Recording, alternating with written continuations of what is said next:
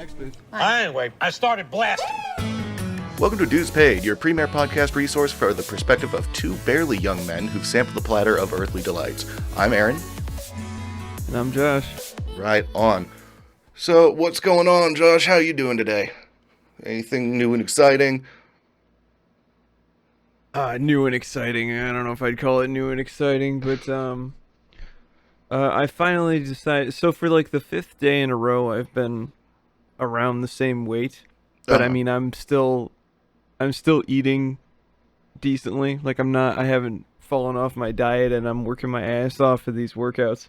Right on. So it's just really jarring to me that I haven't, not like, oh, I'm still the same. Like it's just really weird to me. So I finally decided to start like counting calories and figuring out what I'm doing. It turns out I am I'm not eating enough.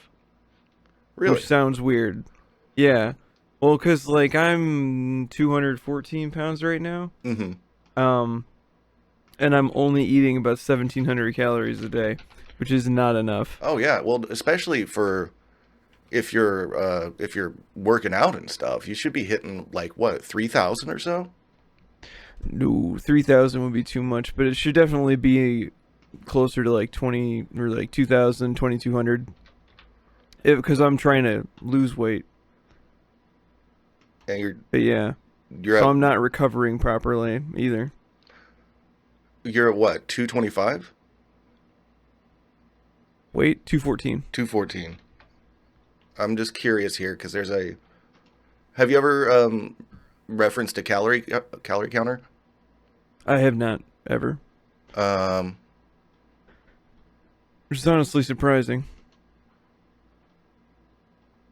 Yeah, so 215. You work out like 6 to 7 times a week, right? Yeah. So according to this, I just plugged it in. In order to maintain that weight, it's 3,298 calories. Mild weight loss is 3,048, ranging to extreme weight loss being 2,298. Yeah, you should probably eat. Yeah. So either way, yeah, I'm not eating enough. I mean, you gotta put, fuel in the tank, my man. Mm-hmm. So that's what's interesting in my life right now. Well, little bits here and there. Yeah, let's see. What do I got for this week? Oh, I was watching a thing on a social media tastemaker in the UK. Who social media tastemaker? You know the type. Everything is fashion. They have more money than they know what to do with, all that kind of shit, right? And this is a person who claimed to identify as Korean and actually went through with getting facial surgery to try to look more Korean. What are your opinions? Oh. I mean, that's the part where it gets ridiculous, right? Sure. South Park had a whole episode on that where the dolphin episode? Yeah, where, Kyle became a black guy and oh yeah. His dad turned into a dolphin because he always wanted to identify as a dolphin, and they were like, "Well, with plastic surgery, we can make you look like a dolphin now." Right. And all that stuff, and then obviously the end of the episode is, just because you identified as a dolphin and we made you look like a dolphin doesn't make you a dolphin. That's the episode. That's the South Park episode's point. Yeah. Hold on.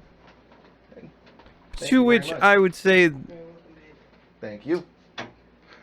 I just got handed a smoothie. Go ahead. Oh, that's really smooth. Woof. So, I would say, obviously in South Park, obviously they always go to the extremes of whatever to show the ridiculousness of certain things. Sure. But there are some things where identifying as it obviously Right. I is mean, okay. I mean, But it's just like yeah. you can't. I don't know. Well, because obviously, you know, like the main one is um gosh, just between the genders Right. Transgender and people, sure. identifying. Yeah, thank you. I just couldn't think. My brain was dying. I couldn't think of the word. No worries. Um, You're running on empty. right, It makes sense. transgender people. Well, I'm also trying to not drink energy drinks anymore. Oh, nice. Good for you. Yeah, it's not easy. Well, Um, you can always switch over to black coffee if you want to do that, you know. actually, I can't drink coffee. I just can't do it. I've given it a couple of tries, and it's just not for me. Hey, all right. Fair enough. Fair enough. So, But yeah, yeah, like obviously, you know, that's the main one, and there's a lot of people who say like, you know, you can't do that, sure. but Now, see, it's I don't know. For some reason I don't see a problem with that, Mhm. but it just seems ridiculous to claim to be another race Sure. or another species. Yeah. So, I mean, I'll tell you that when I was watching this thing, and Jordan and I were watching this segment, and we both felt this sense of like just this sort of guttural revulsion, right? Um, like and so it does seem weird, right? And we unpacked it a little bit, right? So, I mean, I believe that gender largely is a social construct. Um, you know, it's how a person dresses themselves, presents themselves, and how society reacts to those aesthetic choices, right? Um, because let's be real, you could talk to um a very pretty woman, shake her hand, and you know there's a possibility that she's got a dick. But you know, you if you don't know that, you're still going, regardless of your opinions on gender and transness, you're most likely still going to treat them as a woman because they present themselves as such, and they quote pass, right? So that's the social Oh, what? yeah, pass. They pass. I love that. Well, I mean that is a threshold for a lot of trans folks, you know, because like if you don't, then you get weird looks, you get harassed, you know. It's a thing. Very true. Um. So I mean, if we can settle with the idea that gender is social and performative in nature, maybe sex isn't. You know, we can that's a separate discussion. But if we can settle on gender largely being performative and aesthetic, then I mean can we cop to the idea that race is largely a social construct, right? Biologically, DNA wise, not a lot of difference between peach colored people and brown colored people, right? Are you following? No. Yeah. Yeah. Well, that was the thing that I was just thinking about now while you were talking. I was just kind of digesting what you were saying, Yeah. but it's the whole, you know, as you guys stated, you know, we had this guttural revulsion and stuff like that, and I was Yeah. just wondering if that's what people who are staunchly opposed to transgender people, is that what they feel? Oh, absolutely. 100%. It's a new thing that they're not familiar with, and it's icky, and therefore it's just this in the gut kind of, no, that's wrong because I feel it's wrong, right? Yeah. But so does that raises the question, you know, Right? is it wrong? Is it wrong to identify as a different race? Right. Now, this is where we split the hairs, and I think that we came down on something valuable, Jordan and I did, right? the thing that caused this guttural sense of revulsion for us, right, was that this person who was a social media tastemaker, all this, seemed like they were almost fetishizing rather than cultural, identifying with a culture or a set of customs, right? She didn't know Korean, right? She had like a Korean friend who was teaching her monosyllabic pronunciations at the time when she was willing to get a plastic surgery. So right there, that's a really bad sign, right? It strikes me as, again, like fetishizing, not appreciating a race, right? Not appreciating a set of customs and cultures. And I think that's kind of the big thing, right? I don't think it's necessarily wrong to identify with identifying with a certain race. I think is a shorthand for identifying with certain aspects of a culture, right? And in my head, like personally, this is a fame-oriented person, a social media-oriented person who's always online, and it's one of those things. It was filmed like it kind of appears that this person like constantly has cameras around them, and they've sort of built up this cult of personality around themselves. And so it struck me as this person kind of identifying with a brand of fame more than a set of cult, like, the things that we would associate with a race, right?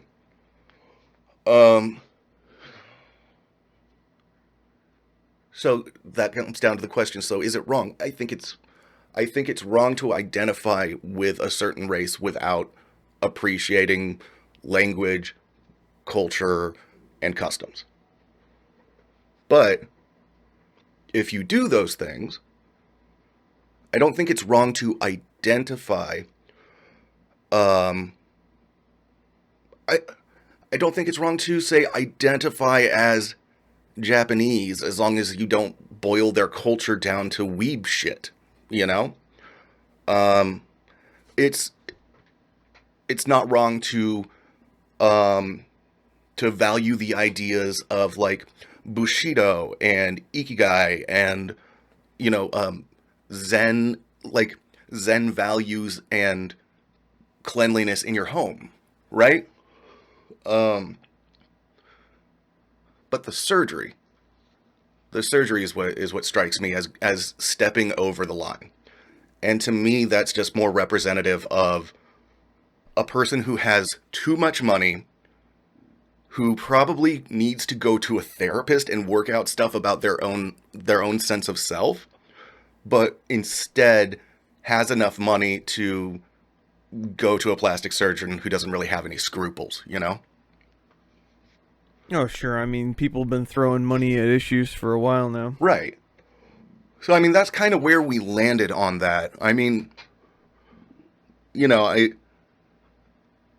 a dude who likes black women, right? Where do I you... am. I'm trying to be as cordial as I can here. But I mean, like, where do you fall with the idea of like identifying with black people? Maybe not necessarily as a black person, but maybe with. Well, I mean, how do I put this? So the more that I've learned about all of these things, culturally and, historically about all of this, especially as I've, some of the girls that I've dated, their families aren't super into talking to me. Okay, And fair. so I don't get to talk to them, but like some of them I actually do get to have like these long form conversations with, like Brittany's dad. I had almost exclusively deep, long political conversations with him, Mm-hmm. and it was totally cool. And Out of learned- curiosity, what's something that what's something that you got that surprised you out of those conversations? Some that surprised me. I'm gonna have to think about that for a little bit. Yeah, no worries. But there's definitely been a like I've referenced the allegory of the cave so many times, Sure. and I feel like so many conversations with him felt like steps out of consecutive caves. How so? Because it's like, well, first of all, I started my whole journey when I was a starry-eyed 21-year-old, and I felt like I had been raised in an open-minded household. Right. And then, you step out into the world, and I like dating black chicks and stuff, and so I'm going around in there, and I'm like, yeah, I'm open-minded, blah, blah, blah, and all these other things. And then, the first sign that you're not kind of hits you, and you're like, oh. Because, like, the first sign that I wasn't, and that my family wasn't, was when I went to introduce them to my first girlfriend when I was 21. Right. Player, ladies. Was when I introduced the concept of her. So I was like, hey, my girl's coming over tonight. And they're like, okay. And I leaned in and I was like, she's black. Like, that was how I introduced the idea to them. Yeah. And like they all responded like, so? And I'm like, yeah, who cares? But like, obviously now here in the future, I'm aware that yes, they weren't necessarily okay with that. But in the past, my first thought was, why did I think that? Why did I think that in the 21 years of experience with my family, my first reaction to dating someone outside my race was that I needed to whisper and like prep them for it because it was so unusual. That's a really good question. And it's because of subconscious factors, just things in your life that you don't really pay attention to. They're gonna impart on your personality and how you view the personalities of those around you. I knew that they were not going to be cool with it, or or they're going to be how they are. You could with just pick up on it from subtle cues. Exactly. It's like one of those things where like and I do this a lot where I have like a 12th sense about people. Yeah, I have 11 senses. I wasn't gonna call you out on it. But like I'll just meet someone and then like within like 10 minutes somebody will be like, so what do you think about them? And I'm like, I don't like them. And they're like, oh, why? And I'm like, I don't know, I just don't like them.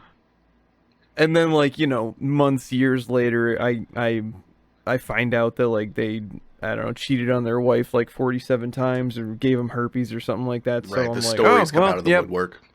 Yeah. Yeah, exactly. And I find out that I was right, but there was no evidence. There was no evidence that I was going to be right when I said that I didn't like them. And it's kind of like that, where there's just like subtle things that the human brain picks up on, but it doesn't let your conscious mind know about it. Sure. Yeah. You just have like this bad feeling. It's kind of like when fighters or soldiers, right? They just have like that tingling in the back of their neck when they know they're in danger. Sure. Yeah. That feeling of being watched, I think.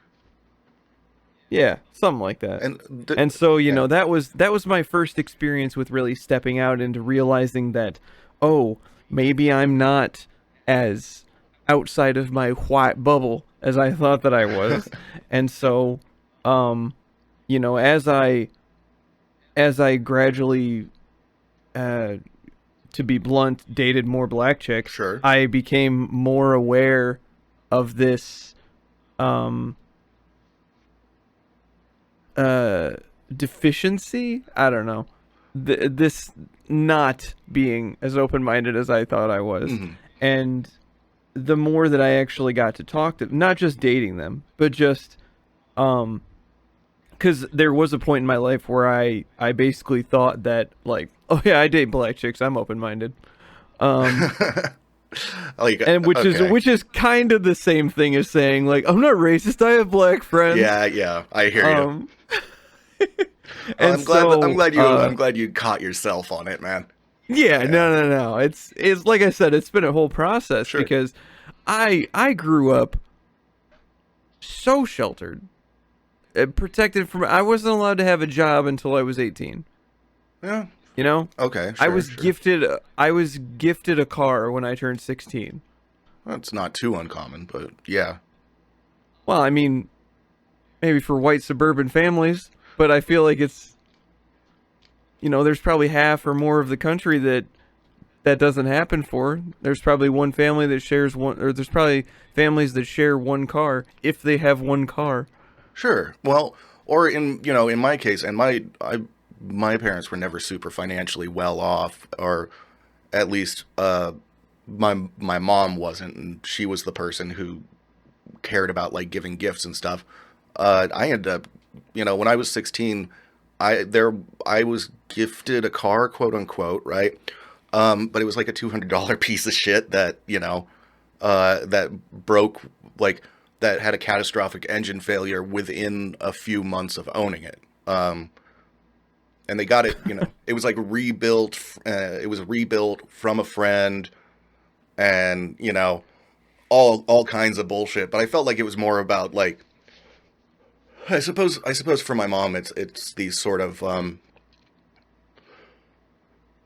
like, it's these sort of things that I think it was one of those things where she wanted to give things that she wasn't able to have at that age. She was also really like, we were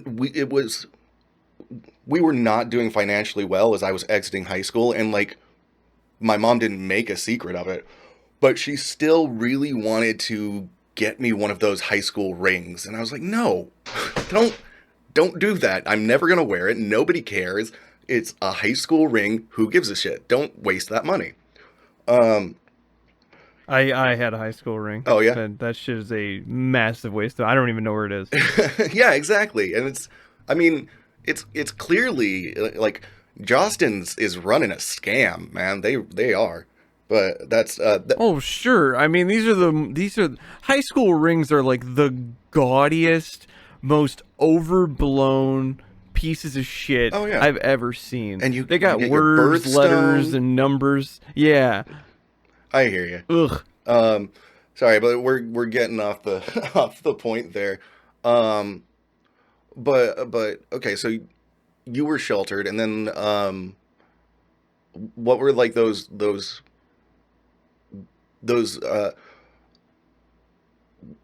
I mean, I'm still coming back to, I want to know the thing that you learned in a deep conversation with somebody with a totally different life experience that surprised you. I'm still kind of thinking about that. Well, because I would say the things that I learned more from him were like just like general things. And this is the other thing. It's not like I learned all of my like everything that I know about being inclusive and stuff like that I learned from this man. Right. It's not like that. No, of course not. It's like it was a catalyzing event that pushed me further outside of my cave. Mhm. And I started doing research and figuring out things and stuff like that. And yeah, because I mean, that was the way that it was. You can always learn something from everyone, whether it's useful to you right then or not. You just always need to be open to learning from everyone. For sure. I could understand that. Never, Yeah. never ever look at someone and think, there's nothing I can learn from that person. Oh, yeah. Because I guarantee you there's something that you can learn from them. It might not be useful. It might just be like, oh, I shouldn't walk down this side of the road or something Right. shit like Yeah. that. Even Like, if it's learning something that you should not do. Yeah. There's always something to be learned. Or Mhm. maybe they know how to make ice cream soup. You know? I mean, yeah, for Um, sure. That's possible too. But yeah, that was the thing. I got through several relationships, and then I felt like I was on top of it, and I really understood all these things, and then I started having conversations with him, and um, basically he looked at me with his head sideways because of how I presented myself, and then all of the things that I was saying were still pretty reductive or backwards, I'm and not it asking you was to drag it. yourself here, but can you give me an example? Um, Of course, in naming something that you realize was bad form, you like. I'm not oh, dragging you. the It's like, like the something you learned from. like like the statistics for uh Oh, oh, well, 1350. I'm not sure that I know what that stands for. The 1350 is a racist argument that a lot of right wingers use and circulate. That's like, well, if black people are 13% of the population, why are they 50% of the prison population? And it's like, well, Oh yeah, yeah. No, that wasn't one of them. I mean, anybody with a frontal lobe could see through that it's like argument. it's because Um, that's where you put all the cops. Anyway, it goes also, deeper than that's where that. you put a lot of the racists. Yeah, well, yeah. I mean, and that's all. And also, you cluster people together in impoverished areas, make sure that they stay impoverished through redlining, introduce introduce a drug trade. COINTELPRO, look it up, it's publicly available. But yeah, essentially creating an environment that's poverty stricken and high crime, and then disproportionately throwing police at it. It's like, of course, it's gonna be like it's 1350 because people made it that way. Like literally, Yeah. yeah. And, Well, all right.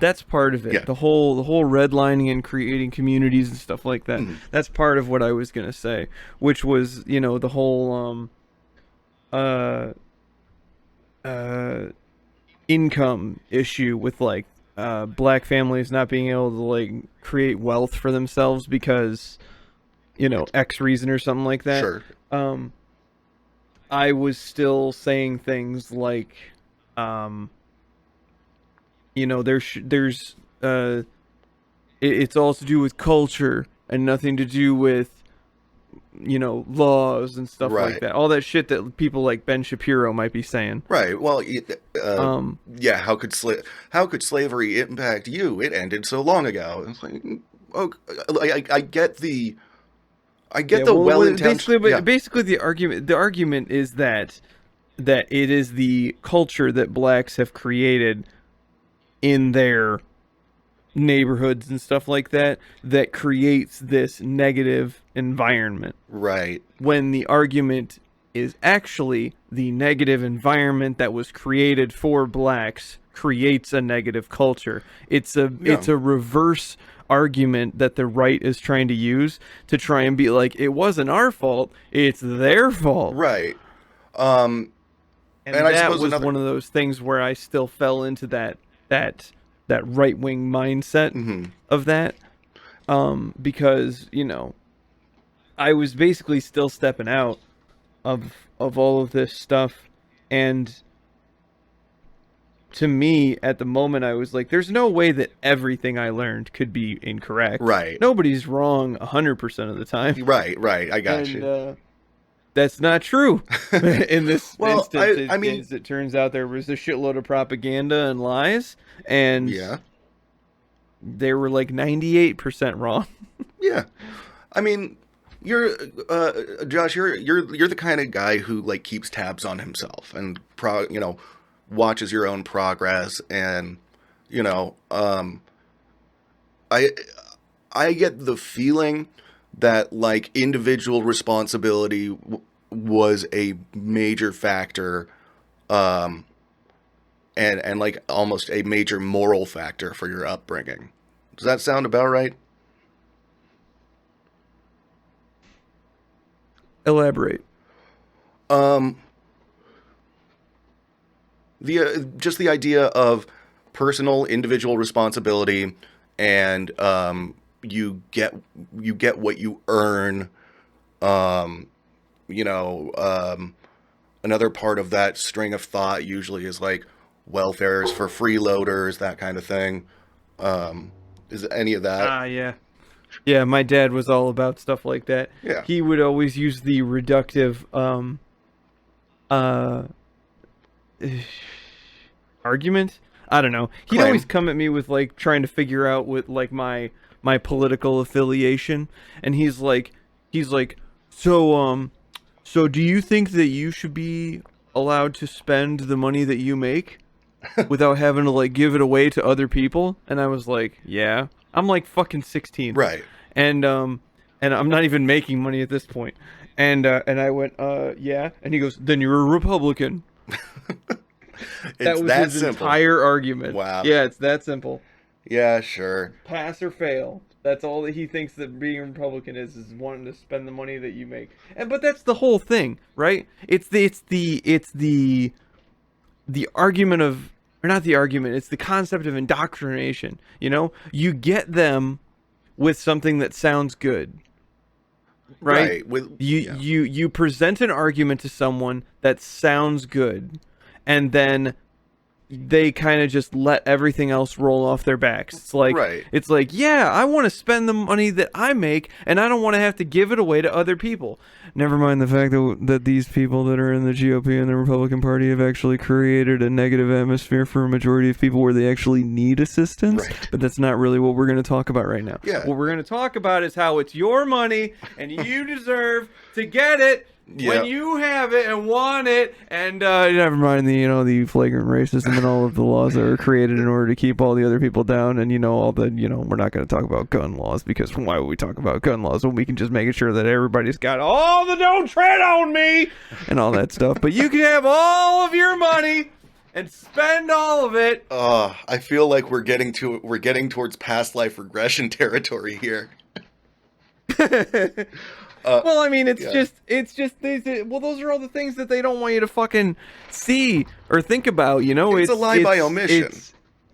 Yeah, and my parents, I don't know how deep in it my parents are. I know that they are deeply indoctrinated, and they have their faces firmly up against that wall of shadows, and they're not taking it away any fucking time soon. They have no want to take it away. They are safe in their little bubble, and they're in their 60s, and I don't think they're going to change. That's why they're not in my life anymore. Yeah, I mean, I see a parallel there with my own family, because I'm not necessarily a church-going man, but I get to hear about it from my mom, right? And her mom, who's deeply religious as well, and they're Catholic, right? So whenever the Pope issues a decree, they take it to heart and they talk about it. Pope's been getting kind of political. The Pope has some ideas on gender studies, so that's weird. Oh yeah, I'm really surprised that the Catholic Church has ideas on gender studies. Oh, I know, but it hasn't been. I mean, Catholic- she also the watches Catholic Joel Church is- Osteen and shit. But it's been getting those church services, the things I hear regurgitated, and the little bits that I see out of context. I mean, it's over the years, it's been getting more politically entrenched and more explicit. It's weird. I haven't been in any religious circles in decades. Yeah. Ever since my parents stopped forcing me to go to, we're gonna go to church, and then you got Sunday school, and then there's Wednesday service, and it's like, Jesus fucking Christ. Yeah. Can I just be a kid? Yeah, honestly, who when I was coming up, who took me to church more was actually my dad and his husband. And it was like some Presbyterian place or whatever. And it was one of those things where the service is happening and I'm mostly sitting there, drawing and not listening. waiting to go to the Sunday school thing, and like, oh look, you get to have a donut. Um, but yeah, like around. Oh, the little sweet treats that doctors and priests give you to make it all okay. Right, exactly. The carrot, not the stick. But yeah, we stopped going there when I was like 8, and it was explained to me later that like my dad and his husband realized that they were the token gay couple when there was like some kind of holiday ceremony, and they were allowed to light a special candle, and they looked around and they were like, "Oh, we're the tokens," and like never went back. So, I mean, good on them for realizing it then, but yeah. Sure. Yeah. Everybody needs tokens. Yeah, well, I mean, it didn't help that, like, I've talked about this on this show before, which is why I'm never going to show this show to my parents, because it's like, we've broken the seal. We can't go back. But, like, my dad's pretty narcissistic, between being a K through 12 school teacher and, being a 5-day a week on the radio DJ, everything about, like, he excelled at putting on a forward appearance that was acceptable. And so being the token good gay is totally a trap that he would fall into, because he just, it's all about outward appearance and the appearance of civility and the appearance of doing good and being quote unquote right. So yeah. Oh sure. I mean the idea of being a what's it called? The good minorities, or the model minority. The model minority, yeah. That's what it is. That's the trap. Yeah. Well, I mean, that's the trap for so many people. Yeah. And I get why too. It's so easy. It's so easy to fall into, because nobody wants to not hear positive stereotypes about themselves, right? I think that people don't necessarily want to hear stereotypes about themselves in general, but yeah, you definitely prefer to. I mean, a positive stereotype is preferable to outright aggression. I don't know. I speaking as a white man in America, this is two white, barely white men. Barely white? Two okay. barely white, no, barely young I'm men. Fucking dude, I glow in the dark. No, but speaking as a white, I think that I would honestly rather have, and this comes from not just, racial oppression, but the kind of fakeness that can come from talking to anybody in any walk of life. Sure. I would much rather have somebody walk up to me and go, "Yo, I fucking hate you," rather than be like, "Oh, well, hi, how can I help you?" and stuff like that. I would fucking way prefer that, because at least it's out in the open and we can fucking deal with it.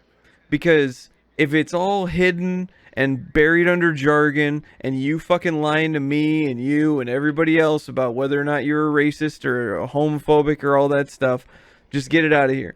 I suppose.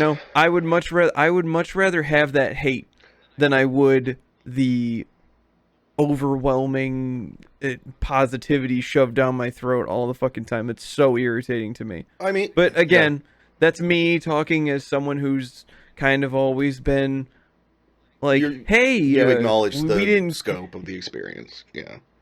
Yeah. White privilege.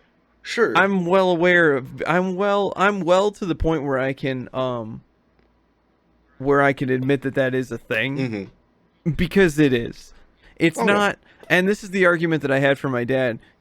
My dad was here talking to me about white privilege, which is the conversation I never want to fucking have. Mm-hmm. But and I'm trying to get it across to him, because teaching people things is hard. Learning things is easy, but teaching someone something is difficult. Right. So, he's like, "Oh, I've had to bust my ass and work for everything that I've ever had." And I was like, "Yeah, fucking everybody has, man. That's not a it's not a unique trait to you. White privilege isn't an um, attack on you specifically, my friend. Yeah, and basically what I tried to tell him is like I'm like, okay, white privilege is not, hey, are you a white guy? Here's $2,000 a month. Like that's not white privilege. Right. White, and then I said, all the things that this is back, uh, last year, like in the middle of COVID, Hmm. and when all the riots and Targets burning down and stuff like that was going on, and Yeah. he said, yeah, well, it And happened. we can talk about Black Lives Matter if you want, but No, that's a it's fine. separate discussion. It's well, I don't. It's I don't want to or not want to talk about it. It's just not what's within the scope of what's going on right now. I'm just trying to give you like a time frame of when this was. I got you. And so I said, white privilege is you and I can walk into our houses and just act like none of this is going on. True. Yeah. I mean, Like that's probably the biggest amount of white privilege that I can possibly tell him, because it's 100% the way that it is. Like you and I, we don't have to get involved in any of this. Like we can just sit back and be like, no, yeah, none of that yeah. shit's happening, and the government will protect us because it's a white government, and that's just the way that it is, man. That's white privilege at its finest. suppose, Is yeah. I can just bury my head in the sand, which is something that ostriches don't do, and just thinking let of this all emus. fly by. Uh, Huh? I said you're thinking of emus. Do emus do that? I don't know. Maybe. Um, um, I do want to push back on the whole model minority and like preferring outright aggression thing, right? I want to dig into that a little bit because Oh yeah, because I mean, you actually would have an opinion on something like that, because a little bit. I mean, there's places where I'm afraid to be out, about my sexuality.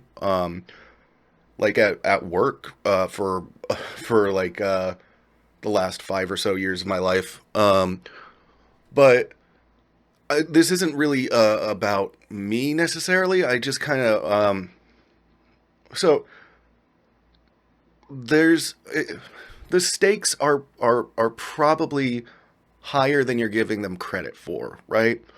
We're here in California, and there was a black dude who got lynched 6 months ago, right? Um, there's a higher there like trans people are way more likely to be victims of sexual assault when they go into a bathroom. They're more likely to be preyed upon. There's a legal defense called gay panic, where somebody can can murder a gay person, and the lawyer will get them off on it. And this is a thing that's still currently in the courts. Well, they'll say like, oh, I didn't realize that, if it's a gay person, right?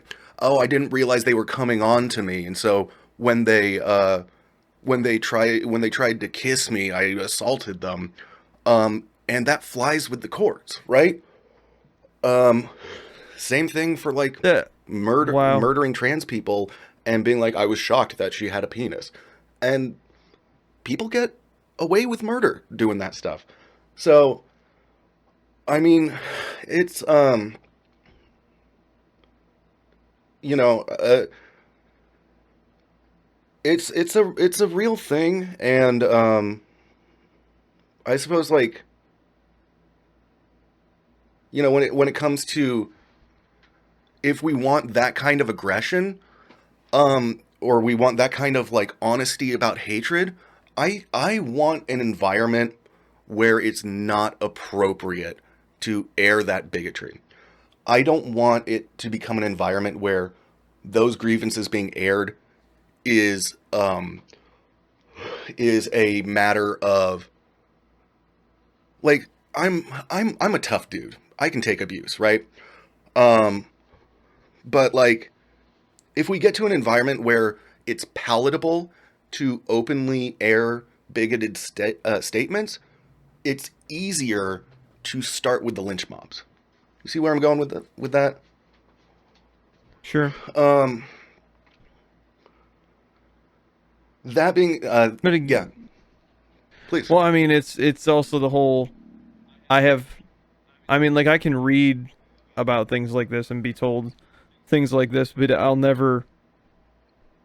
I don't know. Yeah, I mean, it's a different experience, and I mean, like, I'm not trying to drag you in the mud or anything. Like, the fact that we're having this conversation, I think, is a good thing. But like, it's one of those things where, like, you know,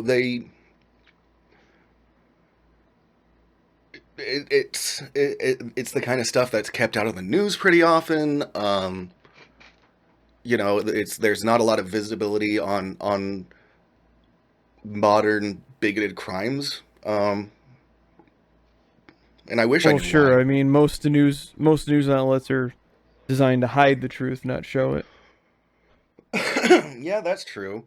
Um, and then also we're in an environment where, like, you know, you were you were just a couple years out of high school, and I was still in high school when California was the first state to legalize gay marriage, right? It's a reflection of that, well, Mm. it was a long time ago thing, but it's like it's still baked into the culture. You know, especially working like I was working at a Chevron behind a counter. Most of our clientele were people that like were contractors who drove white trucks with toolboxes on them, right? And we would get people that would like, you know, they would lean on the counter and, you know, say that like I had one guy who literally told me that he thought liberals should all be put into camps. Apropos of nothing. At the time, I joked, I'm like, oh, sir, that's an arts college. Have a great day. But, like, those people are out there and they're real. And if we allow them to be comfortable, those are the sentiments and ideas that get spread. Um, progressive, um, progressive humanism, treating different people well, it has to be a bulwark. We all have to, like, gay, trans, you know, black, Asian, anything. We have to stand as a coalition against all of it. Otherwise, it's a breeding ground for things that turn into, you know, I mean, sometimes just sometimes just like subtle bigotry, and sometimes people get fucking hurt. You know. Yeah. Sorry, I was talking for too much. I'm out of breath. You're all right, man. I was getting a little uppity. My bad. But I mean, that's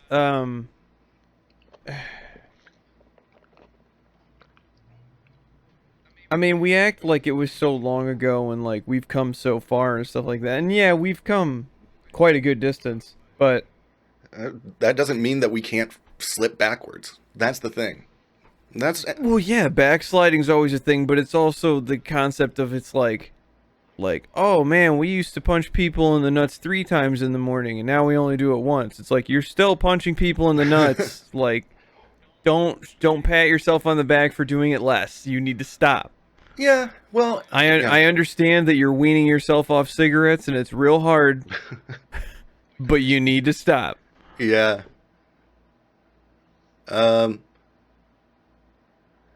Honestly, I don't know. I mean, this is why we get this is why we get the next generation of quote unquote annoying SJWs, right? And yeah, I will fully admit that there's that a lot of young adolescent kids who are trying to figure out their identity and their place in the world are pretty fucking cringy, right? Oh, hello? Oh, there you go. Okay. Sorry, I was just thinking. No problem. Yes. So, It depends on the person. some of the criticisms I've been seeing is like, oh, so many kids are coming out as trans, or oh, they all have different hair colors, right? That kind of shit. And I think that it's just a matter of we live in the internet age.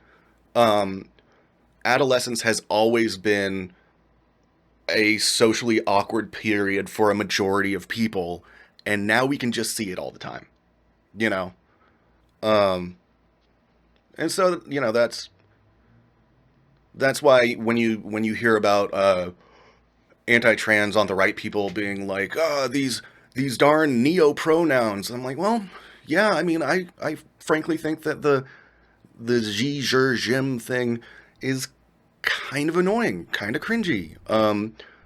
But you got to remember that the people who are the subject of those criticisms are usually kids who are just trying to figure their shit out.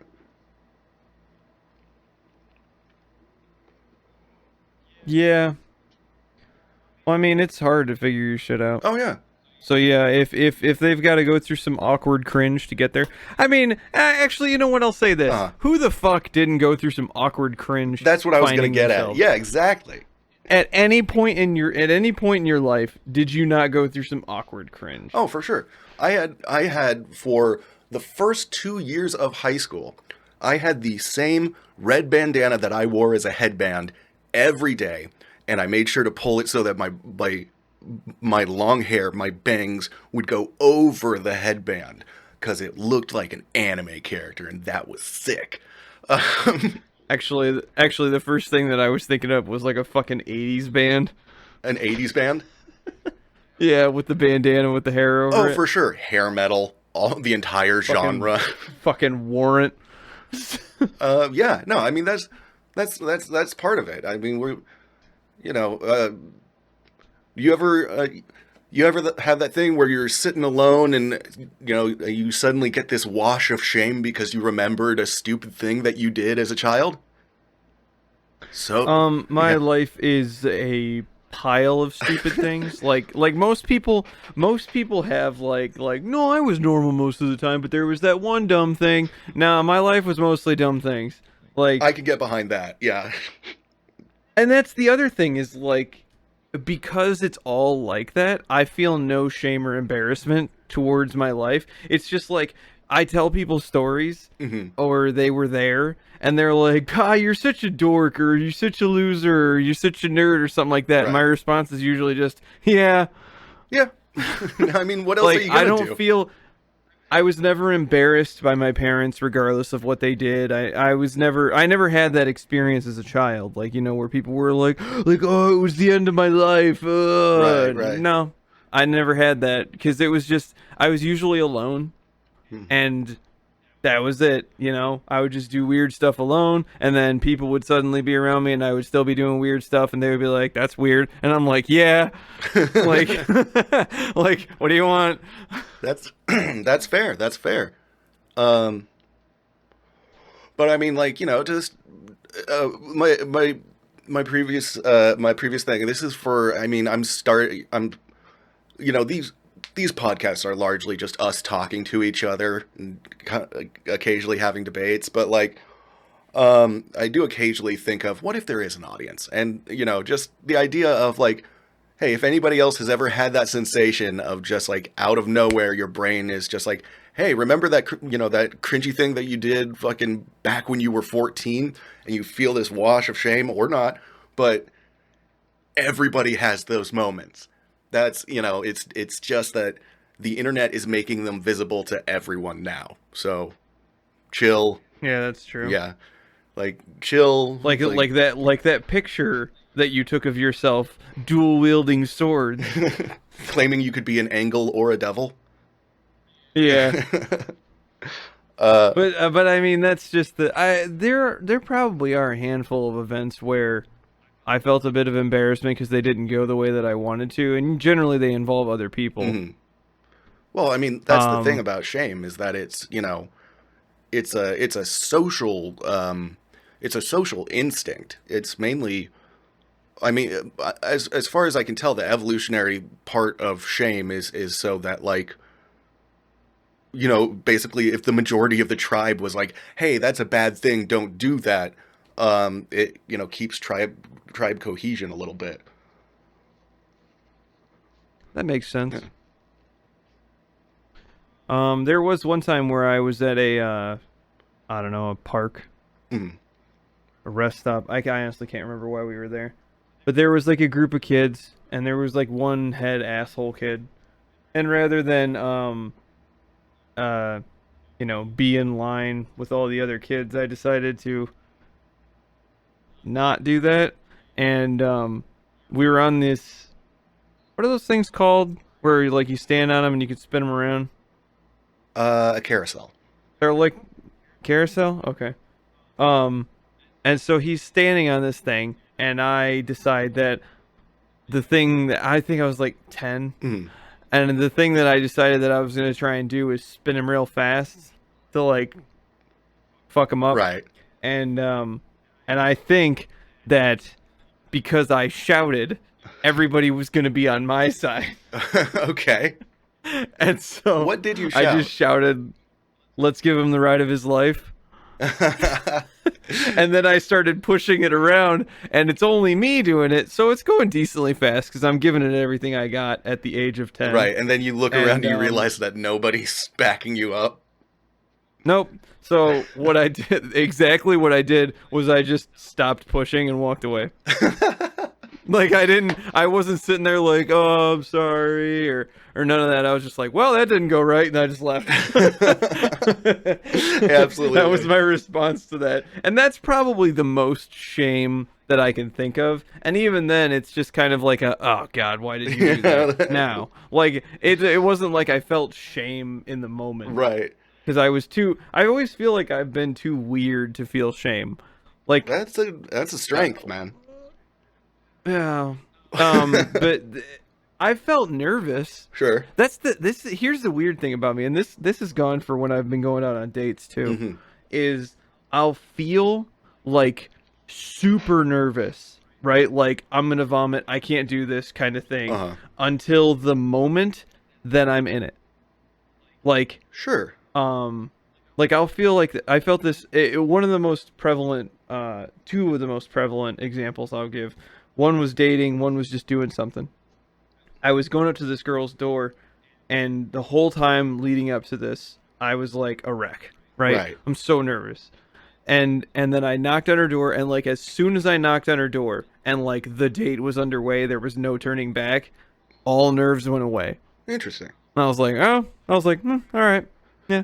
And then I was just comfortable for the rest of the night. It was like the moment leading up to it. But then once I was in it, no nerves, zero. It all went away. Nice. It's like It wasn't yeah. like, oh, and then halfway through I got comfortable with being around her and all the nerves went away. No, it was like as soon as like the switch flipped to date, Right. it was like, well, now it's over. All the and anxiety was in the anticipation. Yeah. Okay. Yeah, that's a good way to describe it. I got you. And the other one was when I was first starting. I used to drive for Lyft. Okay. And it turns out that Toledo is not a Lyft town, so you can't make a lot of money doing it. Fair enough. And so yeah, the moments leading up to me pressing, go live essentially for you. Basically, what you do is you activate your thing on Lyft, and then you sit around and wait for somebody to need a ride. Right. And so, the moments leading up to me hitting go live, I was so nervous, a wreck. I was like I couldn't stop giggling and stuff like that. I was so nervous, and I finally pressed it. And as soon as I did, it all went away. That's it. It's the trick is in the actual doing of the thing.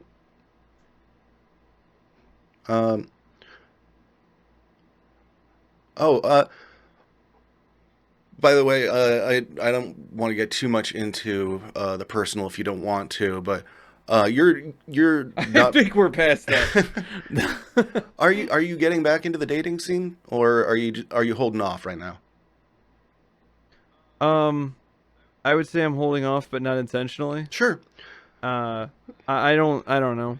Some days I still wake up and I expect her to call, and Yeah. Well, I I don't know. I hear you, man. I actually had a dream. I actually had a dream last night where she called and said all the right things. Ugh. Well, remember that is your brain doing that. Um, Make sure to Well, it's also something that's happened before. yeah. You know, when she came back from Texas, she said all the right things, and I took her back, and then Right. Still, man, I mean, you've already filed for you've already filed the divorce papers. It's already gone through, and you know, well, no. I mean, I signed my stuff and sent it back to the company that will file. okay. But basically, what's going on is they probably are getting my papers right now, Mhm. and then they're gonna send her hers. She has to sign them, send them back, then the filing will start. Well, okay. Take it at Yeah, it's a long process. yeah. We'll take it a day at a time. Um, you know, the I'm trying to sign us out on a positive note here, so I'll just say that well, Asking me about my personal life is not a good way to end us on a personal or on a positive note right now. well, hey, yeah, I know you're going through a divorce. My brother is going through my family is going through my brother having schizophrenia. It is hard times all around, but I guess that the way, and I'm gonna pull us out of this, and I'm gonna stick the landing and get a perfect 10 here. um, but I mean, the thing to remember is that in these big life events where you're put into an uncomfortable situation for a long time, just know that there are it's not going to be this way forever. Time does move things on forward, and people do adapt and learn how to be themselves regardless of their circumstances in a myriad of ways. And it's just a matter of relearning, trying new stuff, and giving yourself time. So no bad situation lasts forever, and yeah, that's what I got for you. It's not a bad note to leave on. All right, then we'll call it there. We love you.